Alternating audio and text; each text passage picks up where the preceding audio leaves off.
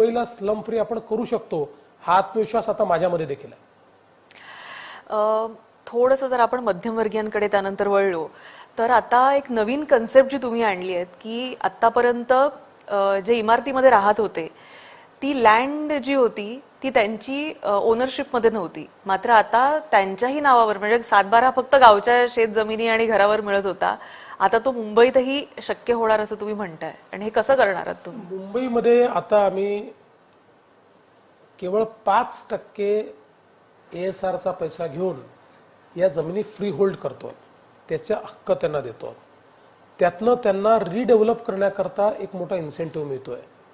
आज रिडेव्हलपमेंट आणि self redevelopment यामुळे मुंबई बदलते.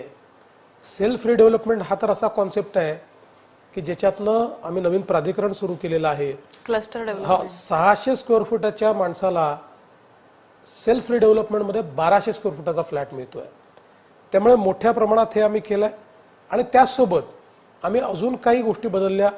उदाहरणादाखल BDD हे आज सगळ्यात मोठं अर्बन रिन्युअलचं एक प्रोजेक्ट झालंय.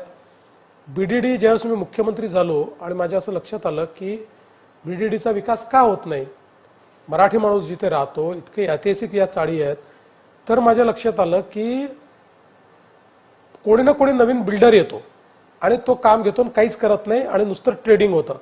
म्हणून मग मी निर्णय केला की BDD बिल्डराला देणार नाही, भाड्याला दिली जाईल. भाडा आणि कॉन्ट्रॅक्टर अपॉइंट करावे आणि त्या ठिकाणी BDDचं रिडेव्हलपमेंट करावं आणि सेलेबल पार्टमधनं पैसे कमवावे. ज्यावेळेस ते केलं त्यावेळेस लोकांना वाटलं हे होऊ शकत नाही, पण आम्ही ते पूर्ण केलं.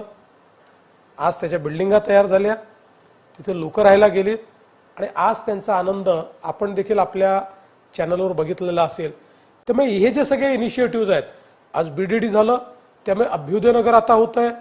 त्याच्यामुळे आपण जर विचार केला तर GTB नगर त्या ठिकाणी होत आहे, विशाल सह्याद्री त्या ठिकाणी होत आहे, किंवा मोतीलाल नगर त्या ठिकाणी होत आहे. असे अनेक आता जुने जे लेआउट्स आहेत याचं रिडेव्हलपमेंट करून मुंबईतल्या लोकांना मुंबईतच चांगलं घर आम्ही देतो.